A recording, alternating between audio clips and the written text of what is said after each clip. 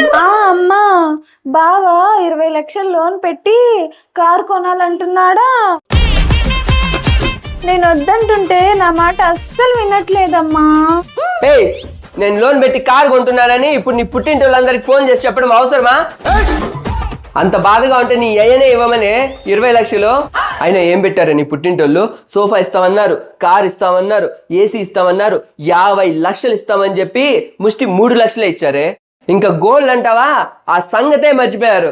అమ్మో అమ్మో అమ్మో, నా పుట్టింటి వాళ్ళని ఇంత అవమానించాక ఈ కొంపలో ఒక్క క్షణం కూడా ఉండను.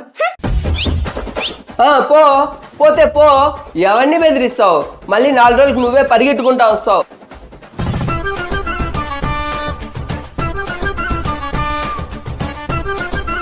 ఏం సిల్లమ్మా, ఏం బంగారు తల్లి, ఇంతటి ఎర్ర టెండర్లు యాడిపోతాడమ్మా? నాతో చెప్పమ్మా తల్లి. ఏమని చెప్పను, ఎలా చెప్పను అన్నయ్య? మా పుట్టింటి వాళ్ళు ఇచ్చిన కట్నం సరిపోలేదంట అన్నయ్య.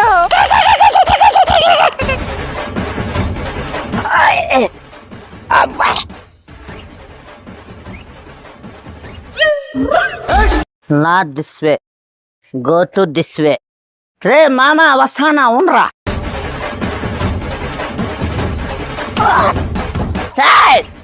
యారా నువ్వు?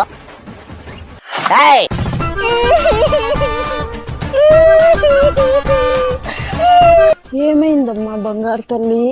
ఇంతటి ఎర్రటి ఎండలో ఏడ్చుకుంటూ వచ్చావు కదమ్మా తల్లి. ఇంత కష్టం వచ్చిందక్క నీకు? రే మామ, నువ్వు చేసిన తప్పురా. నేనేం చేసినారా? కట్నం కోసం బిడ్డని ఎర్ర టెండర్లో పంపించినావు. తప్పురా, చాలా తప్పురా. నేను పంపించలేదురా, అదే అలిగి వెళ్ళింది. మళ్ళా మాట్లాడుతాండవు, తప్పురా. అలిగి పుట్టింటికి వెళ్ళింది వెళ్ళకుండా నేను కట్నం అడుగుతున్నానని దండోర వేసుకుంటా పోతుందా? అప్పుడు దివానీ ఇచ్చారు, ఇప్పుడు సోఫా కావాలంట. అప్పుడు బైక్ ఇచ్చారు, ఇప్పుడు కారు కావాలంట. అప్పుడు కూలర్ ఇచ్చారు, ఇప్పుడు ఏసీ కావాలంట. అప్పుడు 3 లక్షలు ఇచ్చారు, ఇప్పుడు 50 లక్షలు కావాలంట. ఇదంతా సరిపోక 20 తులాలు బంగారు కావాలంట. ఇలాంటి సూటిపోటి మాటలతో నన్ను గుచ్చి గుచ్చి గుచ్చి చంపేస్తున్నాడు వదినా.